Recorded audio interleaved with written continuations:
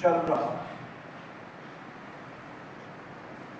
مسلمان اپنے مذہب کی تبلیغ کر رہے ہیں،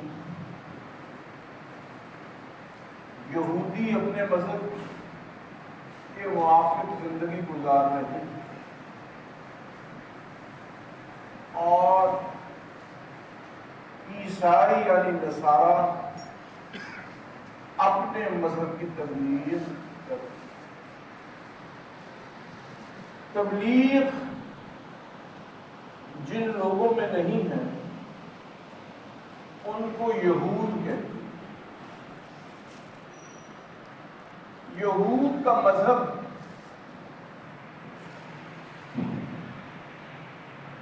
ایسا مذہب ہے جس میں وہ لوگوں کو یہودی ہونے کی ترغیب نہیں دیتے، بلکہ اگر کوئی یہودی مذہب قبول بھی کر لے تو یہود اس کو قبول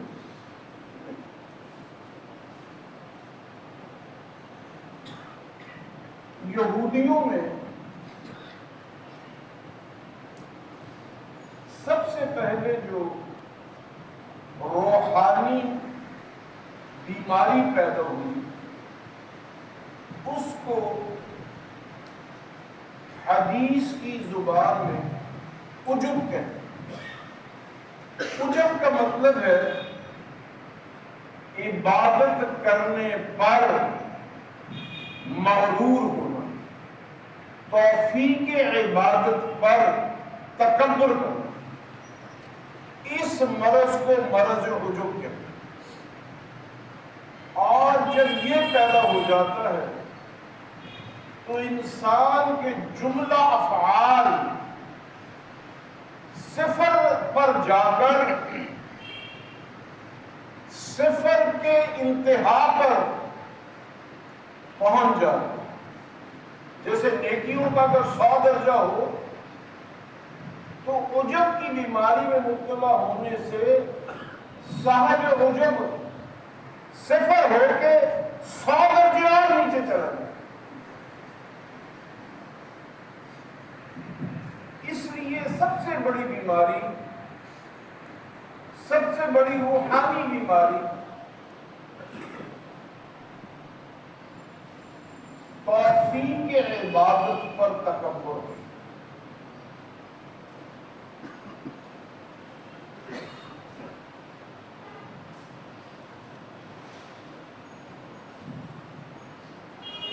مثلا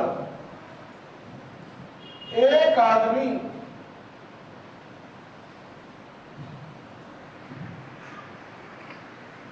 جس کا وضو نہ ہو اور وہ وضو کر بھی نہ سکے کہ اس کا بدن ناپاک ہو، اور وہ لوگوں کو دکھانے کے لیے نماز پڑھ لے اور دل میں یہ ارادہ رکھے کہ لوگ دیکھ کر نماز کی طرف قائل ہوں گے، اور اگر میں نماز نہیں پڑھوں گا تو لوگ مجھ سے بھی متنفر ہوں گے اور نماز سے۔ تو جس نے ایسی حالت میں نماز پڑھی اس نے کئی ہزار گنا زیادہ اللہ کے قانون ہے۔ اس لیے کہ عبادت لوگوں کو دکھانے کے لیے نہیں ہوتی، رضائے مولا کے لیے۔ اور اگر عبادت میں کسی بھی درجے کا دکھاوا شامل ہو گیا تو بس اس آدمی کے پلے کچھ نہیں۔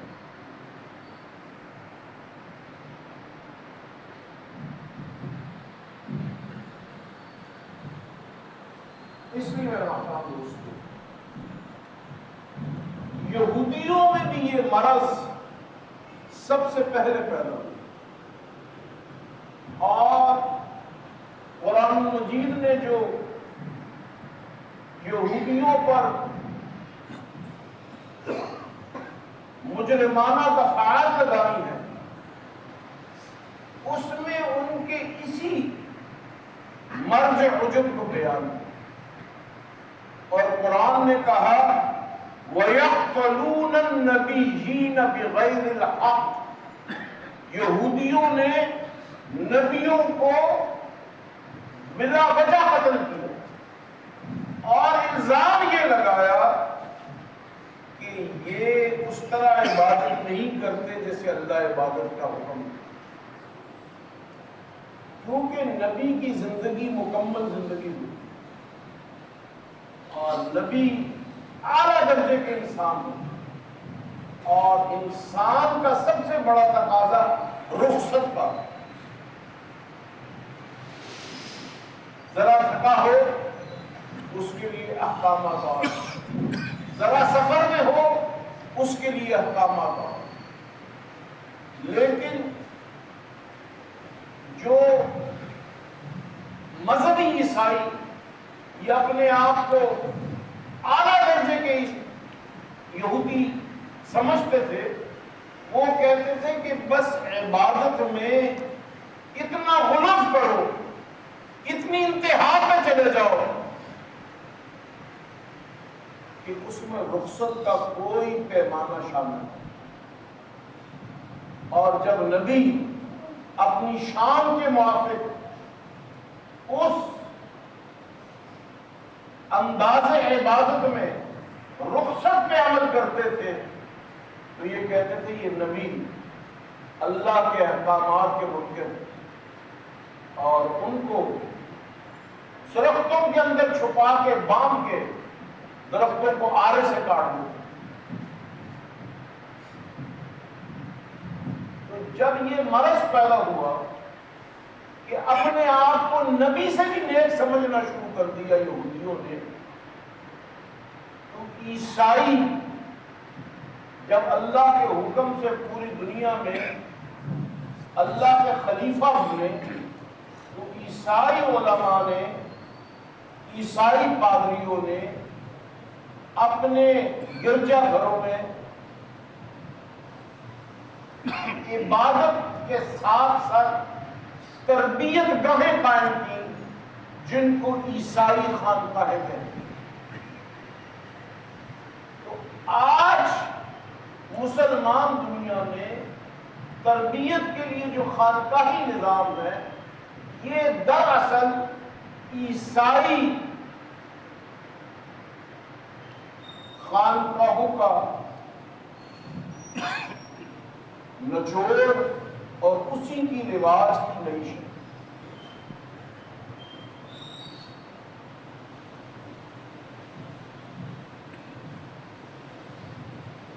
میرے محترم، یہ تربیت انسان کو اصل تربیت بنا، لیکن جیسے عیسائی، جیسے یہودی عبادت رب میں بہت آگے بڑھ گئے، انتہا پسندی پر چلے گئے، جس کا تذکرہ اللہ نے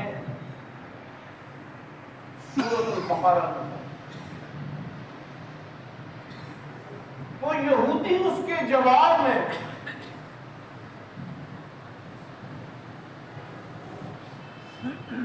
حضرت عیسیٰ علیہ السلام کی محبت میں،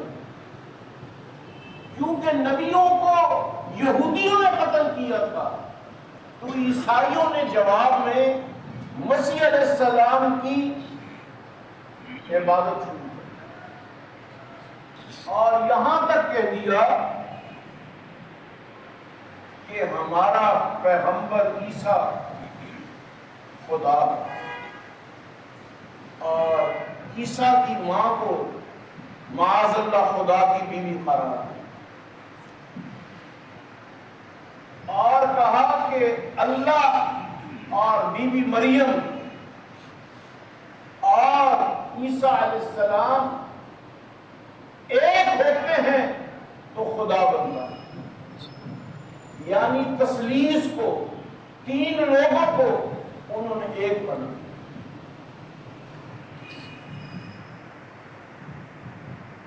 تو اس کے مقابلے میں مسلمان علماء نے ایسی تربیت گاہیں، ایسی خانقاہیں تعمیر کی جہاں لوگوں کو بتایا جاتا تھا کہ نبی کی شان اپنی جگہ اور خدا کے پیغام کی شان۔ اس عدم توازن کو دور کرنے کے لیے جب مسلمان علماء نے لوگوں میں بہت زیادہ اثر و رسوخ قائم کیا تو یہودیوں نے مسلمانوں میں ایک فرقہ پیدا کرنے کی کوشش کی کہ مسلمان صرف قرآن کو مانے اور اس کے علاوہ کسی چیز کو۔ تو علماء نے کہا کہ جو دین نبی کریم علیہ السلام کی مبارک زندگی میں تھا اس کی شان اور تھی، جو اس کے 100 سال کے بعد تھا اس کی شان اور ہے، اور جو 1400 سال کے بعد ہے اس کی شان۔ جیسے جیسے زمانہ آگے بڑھتا، جیسے جیسے زمانہ نبی کریم علیہ السلام کے زمانے سے دور ہوتا ہے تو پھر ایسے رہنما لوگ چاہیے جو لوگوں میں وہی سنت پیدا کرے، وہی انداز فکر پیدا کرے، وہی سوچ پیدا کرے۔ جو لوگ اس طرح کی سوچ پیدا کرتے ہیں ان کو حضرات صحابہ کے جانشینوں نے، تابعین اور تبع تابعین نے ان کی تربیت کی اور دنیا کو بتایا کہ جب دین اپنے عروج پر چلا جاتا ہے تو پھر کسی نہ کسی کی پیروی اس طرح سے کرنی پڑتی ہے جیسے صحابہ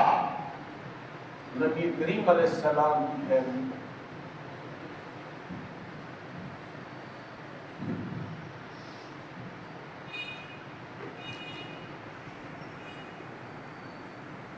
حضور کے بعد حضور نے اپنا جانشین بنایا